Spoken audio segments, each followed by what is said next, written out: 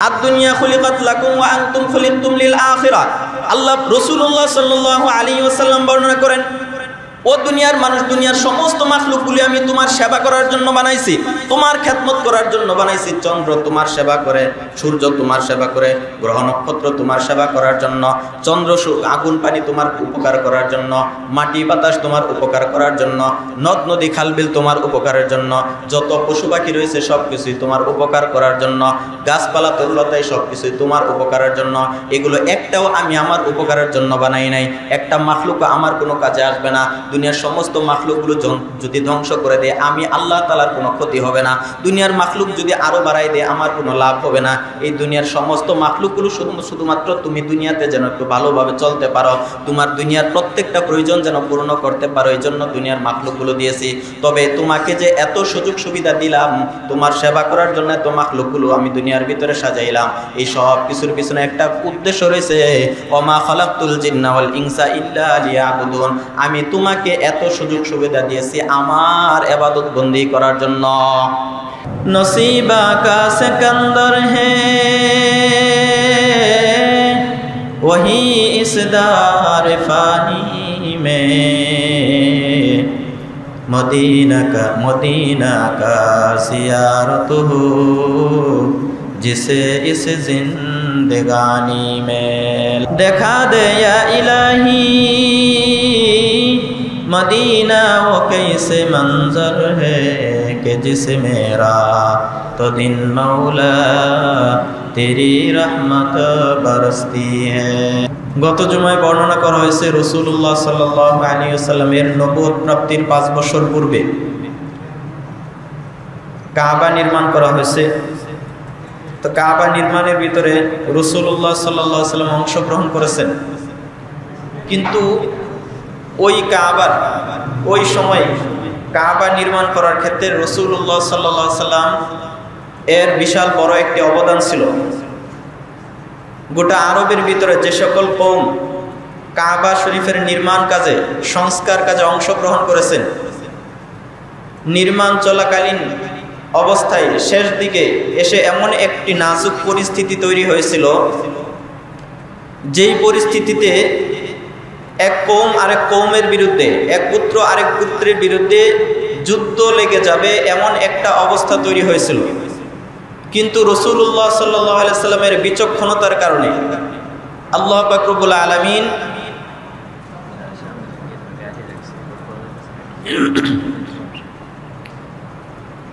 মসজিদের সামনের আসা যাওয়ার পথে কে যেন গাড়ি রেখেছেন, অনুগ্রহ করে গাড়িটা সরাই দিন। যারা নামাজ পড়তে উপরে যাবে বা অন্য দরজা দিবে তাদের কষ্ট হচ্ছে, একটু কষ্ট করে রাস্তার পাশে সরাই দেন।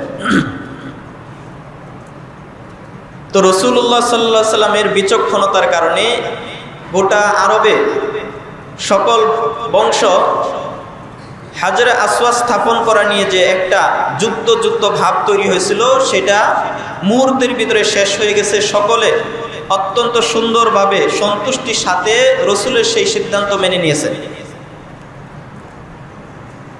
তো কাবা শরীফ নির্মাণ করার সময় বিভিন্ন গোত্রকে বিভিন্ন অংশ নির্মাণ করার দায়িত্ব দেওয়া হয়েছিল।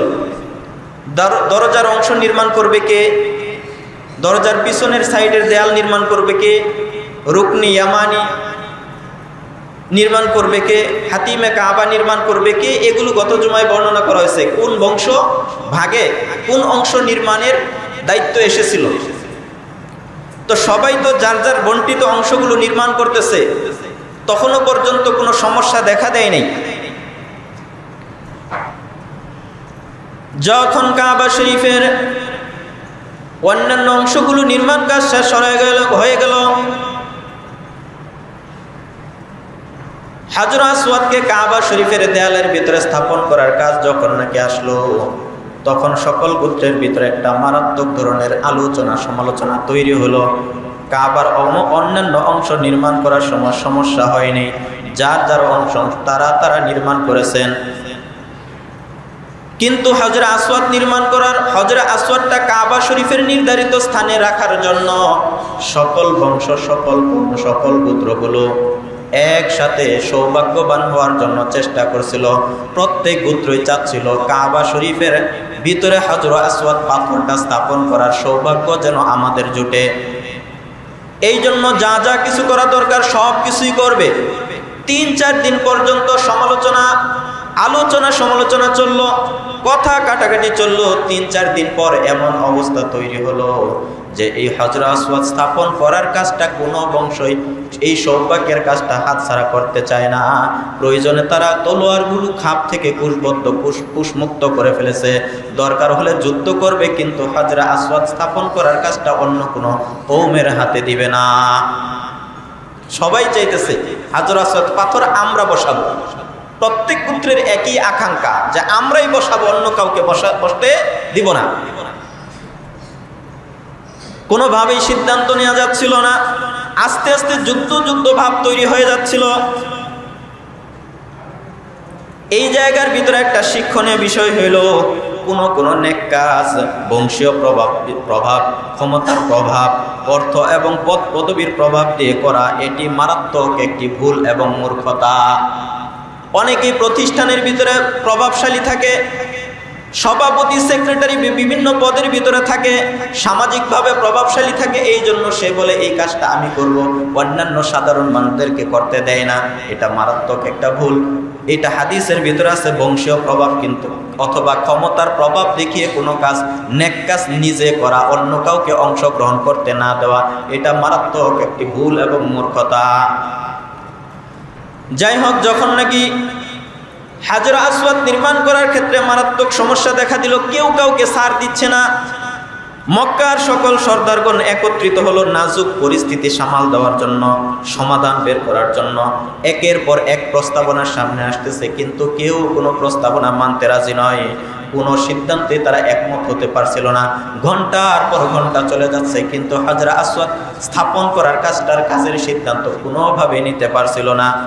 পরিশেষে কুরাইশ বংশের সবচেয়ে বয়স্ক সর্দার আবু উমাইয়া বিন মুগীরা বিন আব্দুল্লাহ বিন আমর আল মাখজুম, উনি একটা পরামর্শ দিলেন। পরামর্শটা হলো, ইয়া মাশারা কুরাইশিন, হে কুরাইশের প্রতিনিধি দল, কুরাইশ দল, ইজআলু বাইনাকুম ফিমা ইয়াখতালিফুনা ফিহি, আমরা যেই বিষয়ে মতভেদ করতেছি, আমাদের যেই বিষয়টার সমস্যা নিয়ে আমরা এখানে একত্রিত হয়েছি, আউয়ালা মান ইয়াদখুলু মিন বাবিন হাদাল মসজিদি ইয়াকজি বাইনাকুম ফিহি, এই ব্যাপারে আমার একটা পরামর্শ হইল যে আগামীকাল মসজিদে নববীর ওই দরজা দিয়ে যে সর্বপ্রথম যেই ব্যক্তি প্রবেশ করবে, ওই ব্যক্তি এই কাজের সিদ্ধান্ত দিবে। হাজর আসওয়াদ দেয়ালের ভিতরে লাগাবে কে, এই সিদ্ধান্ত দিবে। আগামীকাল কাবা শরীফের অমুক দরজা দিয়ে যে সর্বপ্রথম প্রবেশ করবে, এই লোকটাই হবে আমাদের সিদ্ধান্তদাতা। উনি যেই সিদ্ধান্ত দিবেন, আমরা সেই সিদ্ধান্ত মেনে নিব। যারা মজলিসের ভিতরে উপস্থিত ছিলেন এই কথা কাউকে প্রচার করলেন না, প্রকাশ করলেন না। পরের দিন সকালবেলা সকলেই মসজিদের ভিতরে আগে ভাগে চলে আসলো, কে মসজিদের ওই দরজা দিয়ে প্রবেশ করে দেখার জন্য। হঠাৎ করে দেখতে পাইলেন সেই দরজা দিয়ে রাসূলুল্লাহ সাল্লাল্লাহু আলাইহি ওয়াসাল্লাম প্রবেশ করতেছেন। যখন সেই দরজা দিয়ে সর্বপ্রথম রাসূলুল্লাহ সাল্লাল্লাহু আলাইহি ওয়াসাল্লাম প্রবেশ করলেন, সাথে সাথে সেখানে উপস্থিত সকল মানুষগুলো একসাথে বলে উঠল, হাদাল আমিনু রাজিনা হাদা মুহাম্মদ, ইনি তো আমাদের বিশ্বস্ত মুহাম্মদ। আমরা এই মুহাম্মদ যে সিদ্ধান্ত নিবে, আমরা সেই সিদ্ধান্ত বিনা বাক্যে মেনে নিব। আরে তো আমাদের সবচেয়ে পছন্দের যুবক মুহাম্মদ, তাহলে মুহাম্মদ সর্বপ্রথম এই দরজা দিয়ে প্রবেশ করেছে, সুতরাং মুহাম্মদ যেই সিদ্ধান্ত দিবে রাজি না, আমরা সেই সিদ্ধান্তের উপর রাজি হয়ে যাব, সন্তুষ্ট হয়ে যাব। তো রাসূলুল্লাহ সাল্লাল্লাহু আলাইহি ওয়াসাল্লাম ঘরের ভিতরে যখন প্রবেশ করলেন, রাসূলুল্লাহ সাল্লাল্লাহু আলাইহি সাল্লামের সামনে সকল ঘটনাগুলো খুলে বর্ণনা করা হইল। আমরা এতদিন পর্যন্ত সিদ্ধান্ত নিতে পারছিলাম না, পরিশেষে সিদ্ধান্ত দেওয়া হয়েছে, একজন মতামত পেশ করেছে যে সর্বপ্রথম এই দরজা দিয়ে যে প্রবেশ করবে, তিনি যেই সিদ্ধান্ত দিবেন আমরা সেই সিদ্ধান্ত মেনে নিব। সুতরাং তুমি এই দরজা দিয়ে সর্বপ্রথম প্রবেশ করেছ, তুমি যেই সিদ্ধান্ত দিবা আমরা বিনা বাক্যে সেই সিদ্ধান্ত মেনে নিতে প্রস্তুত। রাসূলুল্লাহ সাল্লাল্লাহু আলাইহি ওয়াসাল্লাম বলেন, ঠিক আছে, যেহেতু তোমরা আমাকে ফায়সাল বা সিদ্ধান্তকারী মেনে নিয়েছো, আমার সিদ্ধান্ত হলো তোমরা বড় একটা চাদর নিয়ে আসো। বড় একটা চাদর নিয়ে আসলেন। চাদর নিয়ে আসার পর হযরত আসওয়াদটা যেই জায়গার ভিতরে ছিল সেই জায়গা থেকে রাসূলুল্লাহ সাল্লাল্লাহু আলাইহি সাল্লাম নিজ হাত দ্বারা এইভাবে হযরত আসওয়াদটা চাদরের মাঝখানে রাখলেন, মাঝখানে রাখছেন। এবার কওমের প্রত্যেকটা যতগুলো কওম ছিল, যতগুলো বংশ ছিল, প্রত্যেক বংশ থেকে একজন করে লোক ডাকলেন। তোমাদের কওমের সর্দার যে আছে তাকে ডাক পাঠাও। প্রত্যেক কওমের যে সর্দার আছে প্রত্যেক কওমের সর্দারদেরকে ডাকলেন। ডাকার পর বললেন, তোমরা প্রত্যেক সর্দারেরা এই চাদরের চতুর্পাশে ধরো এবং এই জায়গা থেকে নিয়ে ওই কাবা শরীফের সামনে পর্যন্ত সকলে একসাথে চাদরটা ধরে নিয়ে যাও। হযরত আসওয়াদ ধরার কাজে সবাইকে অংশগ্রহণ করাইলো কিনা? এক কওমের পক্ষ থেকে সর্দার অংশগ্রহণ করা মানে কওমের প্রতিনিধি অংশগ্রহণ করেছে। তাহলে প্রত্যেক কওম থেকে সর্দার একজন করে আসছেন।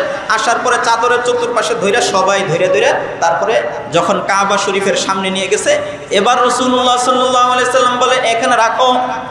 রাসূলুল্লাহ সাল্লাল্লাহু আলাইহি সাল্লামের নির্দেশে যখন নাকি চাদরে ওই হযরত আসওয়াদ পাথরটা রাখলেন, আবার রাসূলুল্লাহ সাল্লাল্লাহু আলাইহি সাল্লাম নিজ হাত দ্বারা হযরত আসওয়াদের পাথরটা ওই জায়গার ভিতরে লাগাই দিলেন, স্থাপন করে দিলেন। এইভাবে এই সিদ্ধান্তে সকলেই সন্তুষ্ট হয়ে গেল এবং ভাবলো হযরত আসওয়াদ স্থাপন করার কাজে আমরা প্রত্যেকেই অংশগ্রহণ করেছি। তাহলে এমন একটা হযরত আসওয়াদ পাথর কে লাগাবে এই জায়গার ভিতরে, কে নিয়ে যাবে, এটা নিয়ে মারাত্মক যুদ্ধ ভাব লেগে গিয়েছিল। কিন্তু রাসূলুল্লাহ সাল্লাল্লাহু আলাইহি সাল্লামের বিচক্ষণতায় এই মারাত্মক কঠিন নাজুক পরিস্থিতি একবারে সহজভাবে রাসূল কি করেছেন, সামাল দিয়ে দিয়েছেন। এরপরে রাসূলুল্লাহ সাল্লাল্লাহু আলাইহি সাল্লাম যখন নাকি নবুয়ত কালে শুরু হলো, নবুয়ত প্রাপ্তি 40 বছর বয়স হলো রাসূলুল্লাহ সাল্লাল্লাহু আলাইহি সাল্লামের। 40 বছর বয়সে নবুয়ত পেয়েছেন। তো নবুয়ত পাওয়ার আগে কিছু কাজ রাসূলুল্লাহ সাল্লাল্লাহু আলাইহি সাল্লাম করেছেন। ইলমে ওয়াহী প্রয়োজনীয়তা কি? রাসূলুল্লাহ সাল্লাল্লাহু আলাইহি সাল্লামের উপর আল্লাহ তাআলা কোরআন কেন নাজিল করলেন, ওয়াহী কেন নাজিল করলেন, এটা কেন দরকার? আর রাসূলের উপর ওয়াহী নাজিল হয়েছে কিভাবে? আল্লাহ পাক রব্বুল আলামিন মানুষকে দুনিয়াতে কিছু হুকুম আহকাম এর মুকাল্লাফ বানিয়েছেন, দায়িত্বশীল বানিয়েছেন। আর কিছু মাখলুক আল্লাহ পাক রব্বুল আলামিন দুনিয়ার ভিতরে সৃষ্টি করেছেন। মাখলুকগুলো সৃষ্টি করেছেন মানুষের সেবা যত্ন করার জন্য, মানুষের খেদমত করার জন্য। এই জন্য মানুষের জিম্মাদারিতে দুটি জিনিস অত্যন্ত জরুরি। এক নাম্বার, জগতে পৃথিবীতে যত বস্তু আল্লাহ পাক রব্বুল আলামিন সৃষ্টি করেছেন এই সকল বস্তু সম্পর্কে ভালোভাবে ধারণা রাখা, কোনটাকে কিভাবে কাজে লাগাবে সেই ধারণা তাদের ভিতরে থাকা। আল্লাহ পাক রব্বুল আলামিন মাখলুক সৃষ্টি করেছেন মানুষের সেবা করার জন্য, খেদমতের জন্য। কিন্তু ওই মাখলুকটাকে কিভাবে কাজে লাগাবে মানুষ জানে না। কোনভাবে করলে তার উপকার হবে, কোনভাবে কাজে লাগাইলে ক্ষতি হবে এটা জানে না। তাহলে সেই জিনিস দ্বারা সে উপকৃত হতে পারবে না। এই জন্য আল্লাহ পাক রব্বুল আলামিন মাখলুকগুলো সৃষ্টি করার পর মাখলুক কোনটাকে কিভাবে কাজে লাগাবে সেটার জ্ঞান আল্লাহ তাআলা মানুষকে দিয়ে দিয়েছেন। আল্লাহ পাক কাজে লাগানোর কৌশলগুলো মানুষকে বলে দিয়েছেন। 2 নাম্বার, আল্লাহ পাক রব্বুল আলামিনের হুকুম আহকাম মানা, এটাও মানুষের জন্য জানা অত্যন্ত জরুরি। এই দুটি কাজের জন্য মানুষের ইলম থাকা জরুরি, জ্ঞান থাকা জরুরি। যদি ইলম না থাকে তাহলে কোন জিনিসটা কিভাবে কাজে লাগাবে এটা বুঝবে না, কিভাবে কাজে লাগাইলে উপকার হবে, কিভাবে কাজে লাগালে উপকার হবে না এটা মানুষ বুঝতে পারবে না। এই জন্য এই মাখলুকগুলো কাজে লাগানোর জন্য ইলম জরুরি, জ্ঞান জরুরি। যতক্ষণ মানুষ দুনিয়ার বিভিন্ন বস্তুর হাকিকত, তার ভালো মন্দ, তার ক্ষতির দিকগুলো না জানবে, কোন বস্তুর ভিতরে কি ধরনের বৈশিষ্ট্য রয়েছে, কি ধরনের ভালো বৈশিষ্ট্য রয়েছে, কি ধরনের প্রভাব রয়েছে, কি ধরনের খারাপ বৈশিষ্ট্য রয়েছে, এগুলো যতক্ষণ পর্যন্ত না জানবে মানুষ সেই মাখলুক দ্বারা কোনো উপকার নিতে পারবে না। আচ্ছা, আগুন এর একটা প্রভাব আছে, এটা যদি মানুষ না জানে আগুন দ্বারা কি উপকৃত হতে পারবে? আগুনের প্রভাব কি? আগুনের ভিতরে যে কোনো জিনিস দিলে তাপ লাগবে, জ্বলে যাবে। এখন কোনো ব্যক্তি যদি আগুনের এই গুণ সম্পর্কে না জানে, সে আগুনকে কি করবে? হাত দিয়ে ধরার চেষ্টা করবে কিনা? তাহলে আগুনকে কিভাবে কাজে লাগাবে এটার জন্য জ্ঞান দরকার আছে না নাই? মুসা আলাইহিস সালাতু ওয়াস সালামকে যখন ওই ফেরাউন কি করলো, ফেরাউনরে খুঁজা মারছিল, কুলে নেওয়ার সাথে সাথে অন্য সবাই কুলে নেয়, শান্তভাবে কুলে বসে থাকে। কিন্তু ফেরাউন যখন কুলে নেয় তখনই খুঁচা মারে, দুষ্টামি করে, মানে তার কুলে থাকতে চায় না। ফেরাউন সন্দেহ করলো এইটাই মনে হয় আমার ভবিষ্যতে শত্রু হবে। তখন আসিয়া আলাইহিস সালাম বলে, হ্যাঁ এটা কি সম্ভব নাকি, ছোট বাচ্চা, ও কি তোমার ভবিষ্যতে শত্রু হবে? উল্টা তাকে কি করলেন, বাঁচানোর চেষ্টা করলেন। কিন্তু ফেরাউন কোনোভাবে মানতে রাজি না, না বাপসাবে লক্ষণে মনে হচ্ছে এটাই আমার শত্রু হবে, না হলে আমি কুলে নিলে খোঁচাখুচি শুরু করে, এদিক দিয়ে গোতা মারে, এদিক দিয়ে সিমটি মারে, কারণটা কি? তখন বলে ঠিক আছে পরীক্ষা হয়ে যাক। পরীক্ষা কি, এক পাশে ফুল রাখা হবে আর এক পাশে আগুন। যদি সে ফুলের দিকে যায় তার মানে সে আমার শত্রু, আর যদি আগুনের দিকে যায় তাহলে সে শত্রু না। তো সাইরা দিছে এক পাশে আগুন আর এক পাশে ফুল দিয়া সাইরা দিছে। মুসা আলাইহিস সালাম যাওয়া শুরু করছে ফুলের দিকে। আল্লাহ তাআলা তাড়াতাড়ি পাঠায়, জিবরাইল তাড়াতাড়ি ওর মুখ ঘুরাই দাও। জিবরাইল এসে কি করে দিলেন, ওই ফুল থেকে আগুনের দিকে মাথা ঘুরাই দিলেন। তো আগুনের দিকে যাইয়া আগুন, বাচ্চা পুলানের স্বভাব কি, যে কোনো জিনিস হাতে পাইলে সর্বপ্রথম কোথায় দেয়, আগে মুখে দেয় না? তো আগুন হাতে নিয়ে, কয়লার টুকরা হাতে নিয়ে প্রথমে দিছে মুখে। এই মুখে দেওয়ার কারণে জিহ্বা পুড়ে গেছে। এই জন্য মুসা আলাইহিস সালামের কথার ভিতরে জড়তা ছিল। আর এই জড়তা নিয়ে কথা বললে অনেক সময় মানুষ বিরক্ত বোধ করে। মুসা আলাইহিস সালাম নবুয়ত প্রাপ্তির পর অনেক মাঝখানে ঘটনা ঘটে গেছে, দেশ থেকে বিতাড়িত হয়েছে। পরবর্তী নবুয়ত প্রাপ্তির পর আল্লাহ তাআলা বলছেন, এবার মুসা তুমি তোমার দেশে যাও, ফেরাউনকে দ্বীনের দাওয়াত দাও। তো দ্বীনের দাওয়াত দিতে গেলে কথা স্পষ্টভাবে বলতে হবে। এই জন্য আল্লাহ তাআলার কাছে দোয়া করলেন, রব্বি ইশরাহ লি সাদরি ওয়া ইয়াসসির লি আমরি ওয়াহলুল উকদাতাম মিন লিসানি ইয়াফকাহু কওলি।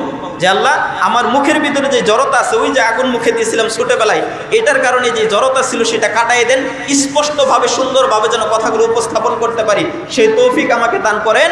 এবং আমাকে হারুন আলাইহিস সালাম, আমার ছোট ভাই হারুনকে আমার সহযোগী বানাই দেন, কারণ সে সুন্দরভাবে চমৎকারভাবে কথা জাদুকরী কৌশলে প্রয়োগ করতে পারে, বলতে পারে, তাকেও আমার সহযোগী বানাই দেন।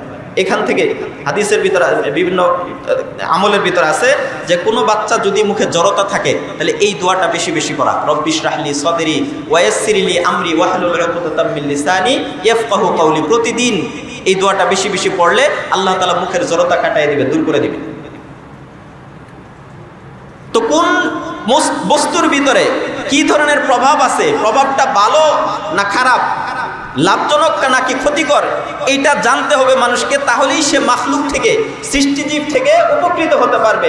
যদি না জানে তাহলে সে উপকার নিতে পারবে না। এই জন্য এলেমের প্রয়োজন আছে। কিসের প্রয়োজন আছে? এলেমের। 2 নাম্বার, আল্লাহ পাক রব্বুল আলামিন যে 3.5 হাত একটা বডি দিয়েছেন। একটা সাধারণ মানুষ যে মোবাইল তৈরি করেছে, আগে সর্বপ্রথম যখন মোবাইল আবিষ্কার করা হয়, বানানো হয়, তখন তো এরকম বড় বড় মোবাইল ছিল না, এরকম বড় মোবাইল ছিল, ছোট ছোট মোবাইল ছিল। কিন্তু প্রত্যেকটা মোবাইলের বক্সের ভিতরে একটা ক্যাটালগ বই দেওয়া ছিল কিনা? ছিল না? ক্যাটালগ বইয়ের ভিতরে দেয়া ছিল আপনি মোবাইলের পার্টসগুলো আলাদা আলাদা, ব্যাটারি আলাদা করা আছে প্যাকেটের ভিতরে, তারপরে মোবাইলের মূল অংশ আলাদা, ব্যাক কভার আলাদা, এভাবে সবগুলো আলাদা আলাদা করা ছিল। তো ওই ক্যাটালগ বইয়ের ভিতরে দেওয়া আছে যে আপনি ব্যাটারি কিভাবে লাগাবেন, কোন মুখ কোন দিকে থাকবে, সিম কিভাবে ঢুকাবেন, তারপরে ব্যাক কভার কিভাবে লাগাইবেন, লাগানোর পর মোবাইলটা ওপেন করবেন কিভাবে, কল দিবেন কিভাবে, এটার একটা দিক নির্দেশনা তখন দেওয়া ছিল। কেন? ওই সময় মোবাইলটা নতুন আসছে, মানুষ মোবাইল সম্পর্কে অভিজ্ঞ ছিল না। এই জন্য মোবাইলের জ্ঞান, প্রাথমিক জ্ঞান তাকে দেওয়া জরুরি। ক্যাটালগ বই দেখে দেখে সে যেন মোবাইল লাগাইতে পারে, কল দিতে পারে, কল ডিসকানেক্ট করতে পারে, এই জন্য সেখানে একটা ক্যাটালগ দেওয়া ছিল। আচ্ছা, এখন প্রশ্ন হলো মোবাইল কার তৈরি, আল্লাহ তাআলার না মানুষের? মেধা দিয়েছে আল্লাহ তাআলা, তৈরি করছে কে? মানুষ। তাহলে মানুষের তৈরি করা, আবিষ্কার করা সাধারণ একটা জিনিস, যার ভিতরে মাত্র পার্টস হলো কয়েকটা।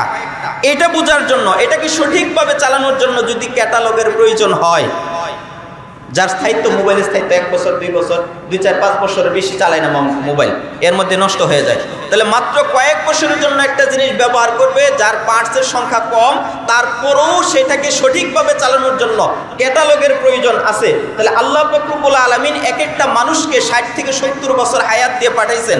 আর প্রত্যেকটা মানুষের পিছনে কি আছে? সামনে জান্নাত আছে, জাহান্নাম আছে, নেক আমল আছে, বদ আমল আছে, হাত আছে, পা আছে, চোখ আছে, কান আছে, নাক আছে, অঙ্গ প্রত্যঙ্গ আছে। তাহলে এই প্রত্যেকটা অঙ্গ প্রত্যঙ্গকে পরিচালনা করার 2টা দিক আছে। একটা হাতকে ভালো কাজ, হাত দ্বারা ভালো জিনিস ধরবে অথবা খারাপ জিনিস ধরবে, চোখ দ্বারা ভালো জিনিস দেখবে অথবা খারাপ জিনিস দেখবে, নাক দ্বারা ভালো জিনিসের ঘ্রাণ নিবে অথবা খারাপ জিনিসের ঘ্রাণ নিবে, মস্তিষ্ক দ্বারা ভালো জিনিস চিন্তা করবে অথবা খারাপ জিনিস চিন্তা করবে, পা দ্বারা ভালো জিনিসের দিকে পা বাড়াবে অথবা খারাপ জিনিসের দিকে পা বাড়াবে। প্রত্যেকটা জিনিসের 2টা সাইড আছে। এখন আপনি আপনার ক্যাটালগ, আপনার পার্টসগুলোকে, বডির অঙ্গগুলো অঙ্গগুলোকে কোন কাজে ব্যয় করবেন, ভালো কাজে না খারাপ কাজে, এটার জানার জন্য ক্যাটালগ প্রয়োজন আছে না নাই? আছে। আর এটার জন্য আল্লাহ তাআলা ক্যাটালগ বই দিয়েছেন কোরআন। আর এই কোরআনকে দেওয়ার পর বলছেন যে 3.5 হাড় বডির তোমার প্রত্যেকটা অঙ্গ পরিচালনা করার নিয়ম নীতি কোরআনের ভিতরে বলে দিলাম। মিথ্যা কথা মুখ দ্বারা বলবা না, সত্য কথা বলবা, ভালো জিনিস দেখবা চোখ দ্বারা, খারাপ জিনিস দেখবা না, ভালো জিনিস হাত দ্বারা ধরবা, খারাপ জিনিস ধরবা না, ভালো জিনিসের দিকে পা বাড়াবা, খারাপ জিনিসের দিকে পা বাড়াবা না, মানুষের ক্ষতি করার চিন্তা মস্তিষ্ক দ্বারা করবা না, ভালো জিনিসের চিন্তা করবা। আল্লাহ তাআলা ক্যাটালগ বই বলে দিয়েছে। তো এই জন্য এলমে ওয়াহির প্রয়োজন আছে না নাই?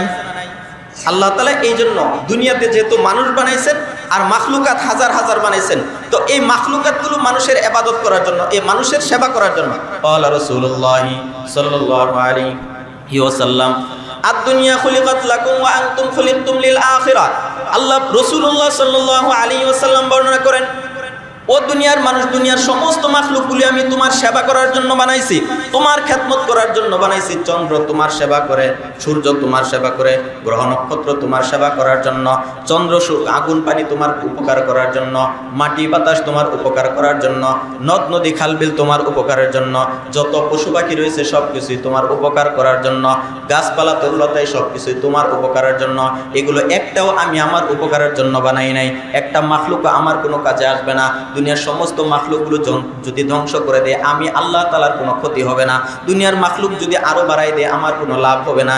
এই দুনিয়ার সমস্ত মাখলুকগুলো শুধুমাত্র তুমি দুনিয়াতে যেন একটু ভালোভাবে চলতে পারো, তোমার দুনিয়ার প্রত্যেকটা প্রয়োজন যেন পূর্ণ করতে পারো, এই জন্য দুনিয়ার মাখলুকগুলো দিয়েছি।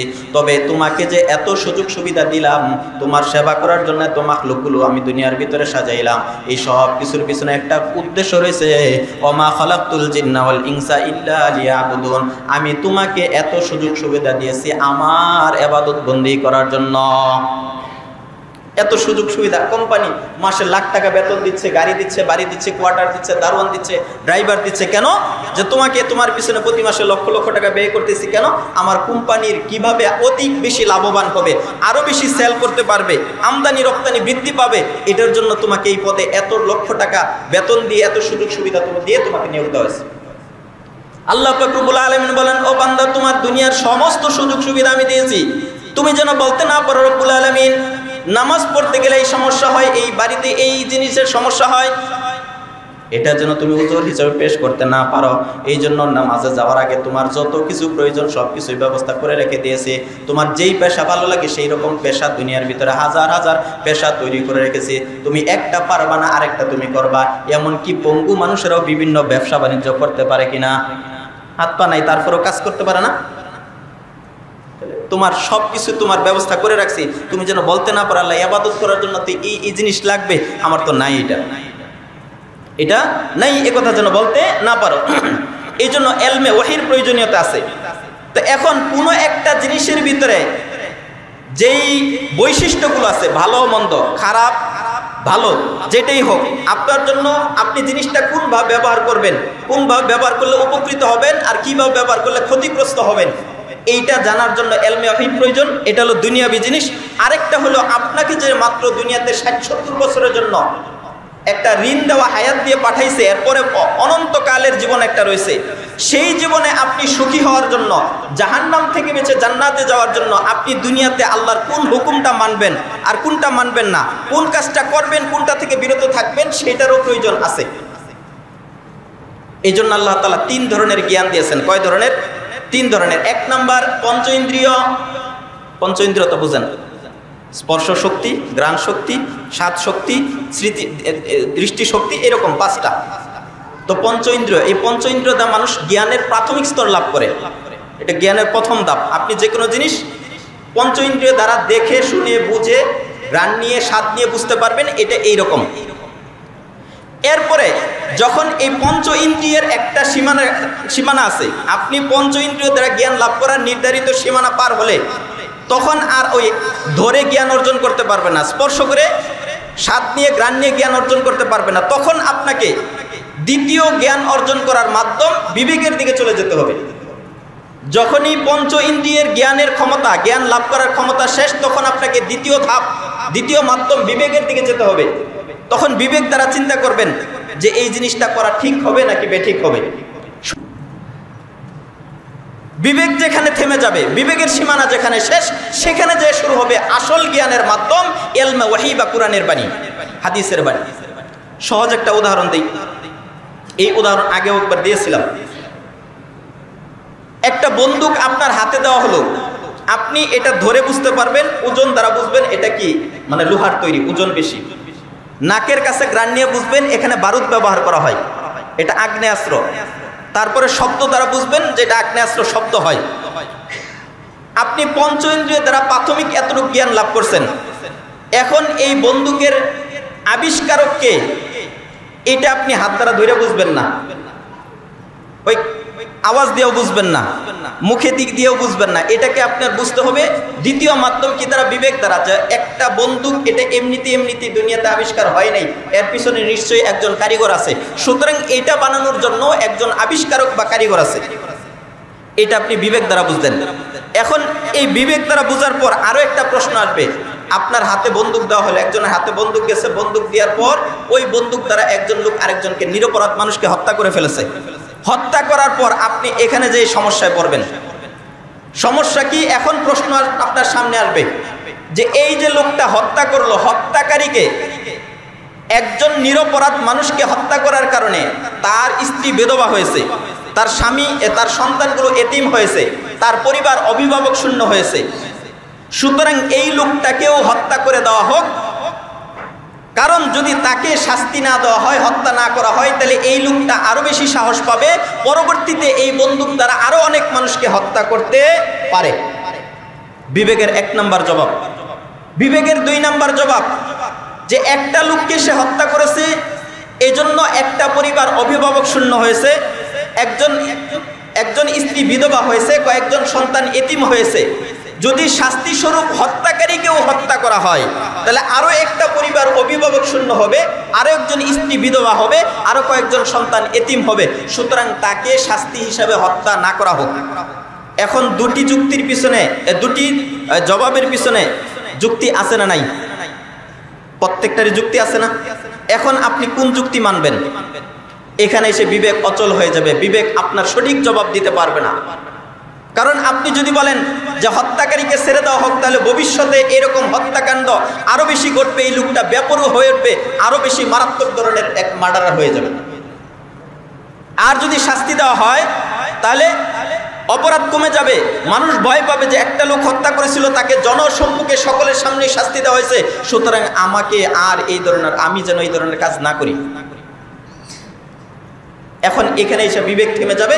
তখন আপনাকে ইলমে ওয়াহী, এই জ্ঞান অর্জন করার তৃতীয় মাধ্যম ইলমে ওয়াহীর দিকে যাইতে হবে। আল্লাহ তাআলা কি বলেছেন এই পরিস্থিতিতে? কোরআন কি সমাধান দিয়েছে, আল্লাহ রসুলের হাদিস কি সমাধান দিয়েছে?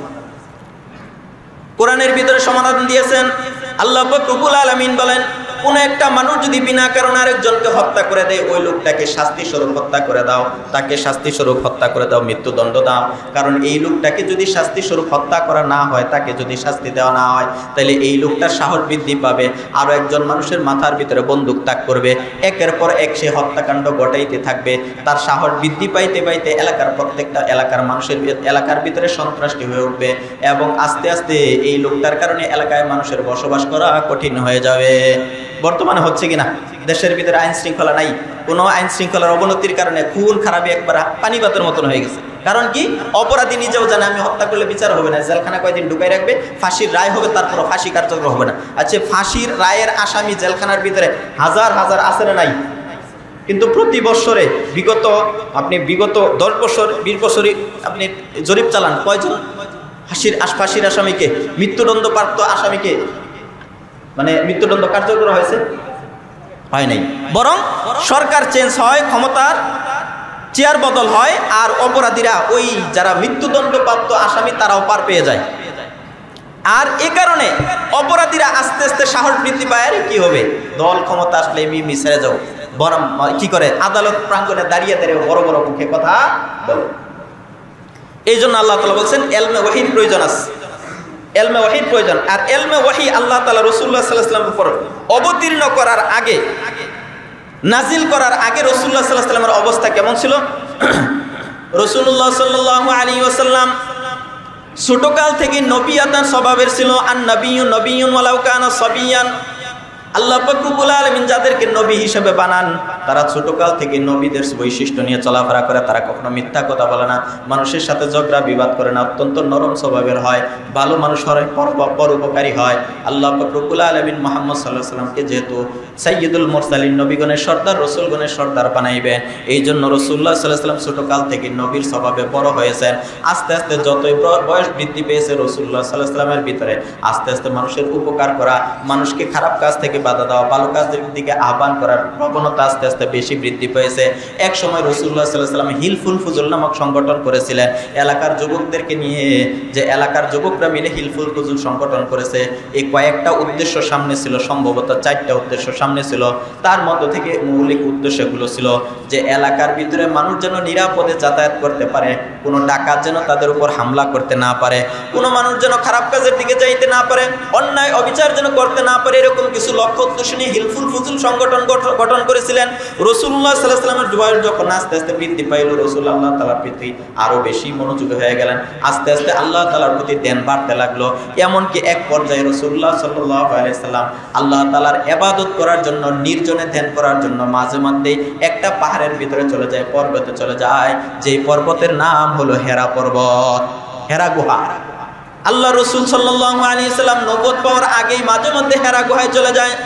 2 দিন 3 দিন পর্যন্ত নির্জনে সেখানে বসে বসে আল্লাহ তাআলার ইবাদত করে, নির্জনে বসে বসে সেখানে আল্লাহ পাকের ইবাদত বন্দি করে। কয়েকদিনের জন্য শুকনা খাবার নিয়ে যায়, পানি নিয়ে যায়, ছাতু নিয়ে যায়, খেজুর নিয়ে যায়। যখন খাবার শেষ হয়ে যায় আবার রাসূলুল্লাহ সাল্লাল্লাহু আলাইহি ওয়াসাল্লাম ফিরে আসে। আবার মাঝে মধ্যে হযরতে খাদিজা রাদিয়াল্লাহু তাআলা আনহা মাঝে মধ্যে অনুমান করে যে আমার স্বামী তো এই পরিমাণ খাবার নিয়ে গেছে, এই পরিমাণ খাবারে মাত্র 2 দিন বা 3 দিন চলবে, আজকে 3 দিন পার হয়ে গেছে, রাসূল আসতেছে না। সুতরাং খাদিজা রাদিয়াল্লাহু তাআলা আনহা নিজেই খাবার নিয়ে পাহাড়ে চড়ে বসতেন, পাহাড়ে নিয়ে যেতেন। খাদিজা রাদিয়াল্লাহু তাআলা আনহা নিজে খাবার দিয়ে আসতেন। আবার রাসূলুল্লাহ সাল্লাল্লাহু আলাইহি ওয়াসাল্লাম মাঝে মধ্যে নিজেই কয়েকদিন থাকার পর বাড়িতে আসতেন, কয়েকটা কাজের জন্য। বাড়িতে রাসূল নিজে থাকতেন, থাকার পর 2-3 দিন পর আবার মাঝে মাঝে রাসূল নিজে আসতেন। কেন আসতেন? যে বাড়িতে কিছু কাজকর্ম থাকে কিনা। একটা মানুষ যদি চাকরিতে থাকে বা অন্য কোথাও থাকে, তাহলে বাড়িতে তার ফ্যামিলি আছে, স্ত্রী আছে, সন্তান আছে, মা বাবা আছে, তাদের হক আছে, অধিকার আছে। রাসূলুল্লাহ সাল্লাল্লাহু আলাইহি ওয়াসাল্লাম 2 দিন 3 দিন থাকার পর মাঝে মাঝে নিজে বাড়িতে আসতেন। আসার পর যে কাজগুলো জমে আছে আর আগামী কয়েকদিন থাকলে যে কাজগুলো করে যাওয়া দরকার অগ্রিম সেই কাজগুলো করে আবার তিনি কি করতেন? হেরা গুহায় পর্বতে চলে যাইতেন নির্জনে ইবাদত করার জন্য। এখানে কয়েকটা বিষয় লক্ষণীয়। 1 নাম্বার হচ্ছে, কোনো ব্যক্তি যদি ইবাদত করার উদ্দেশ্যে কোনো নির্জনতা অবলম্বন করে, ইবাদত করার উদ্দেশ্যে যদি কোনো ব্যক্তি নির্জনতা অবলম্বন করে, তাহলে এটা কোনো কি নয়, দোষের বিষয় নয়। কি নয়? এটা দোষের বিষয় নয়। 1 নাম্বার, অর্থাৎ এমন নির্জনতা যেটা আল্লাহ তাআলার ইবাদতের জন্য, এটা দূষণীয় নয়। 2 নাম্বার, ইবাদত করার জন্য কোনো দুনিয়াবি উপকরণ অবলম্বন করা, দুনিয়ার কোনো মাধ্যম অবলম্বন করা, এটা তাওয়াক্কুল পরিপন্থী নয়। রাসূলুল্লাহ সাল্লাল্লাহু আলাইহি ওয়াসাল্লামকে এক ব্যক্তি জিজ্ঞাসা করছে যে আল্লাহ তাআলা বলছেন যে তকদিরে যেটা আছে সেটাই হবে, সুতরাং আমি যদি এখানে উটটা ছাইড়া দিয়া তারপরে আমি আমার ঘরের ভিতরে যাই আর আল্লাহর উপর তাওয়াক্কুল করে রাখছে, তকদিরে যা আছে তাই হবে, সুতরাং উটটা আমি না বাইন্দা তারপরে রেখে গেলাম। রাসূল বলেন এটা না, তাওয়াক্কুল বলা হয় আকিলহা ফাতাওয়াক্কাল। তোমার সামর্থ্যের মধ্যে যতটুকু করা সম্ভব এতটুকু করো, এরপরে যেটুকু তুমি পারবা না সেটুকুর জন্য আল্লাহ তাআলার উপর ভরসা করো যে আল্লাহ আমার এতটুকু সামর্থ্য ছিল, এটুকু আমি করলাম, বাকিটুকু করার সামর্থ্য নাই সেজন্য তোমার উপর ছেড়ে দিলাম, বাকি কাজ করার জন্য তোমার উপর তাওয়াক্কুল করলাম। তাহলে আগে রাসূল বলেন আগে উটকে বাঁধো তারপরে তাওয়াক্কুল করো, উট না বাইদে ছেড়ে দিয়ে তারপরে তুমি ওই তাকদীরের উপর ভরসা করে বসে থাকবা যে আমার উট যেটা তকদিরে যেটা আছে সেটাই হবে না, এটা তাওয়াক্কুল নয়। তাওয়াক্কুল হলো তোমার যতটুকু সম্ভব সেইটুকু করো, বাকিটুকুর জন্য আল্লাহর উপর তাওয়াক্কুল করো। আকিলহা ফাতাওয়াক্কাল, আগে উট বাঁধো তারপরে তাওয়াক্কুল করো।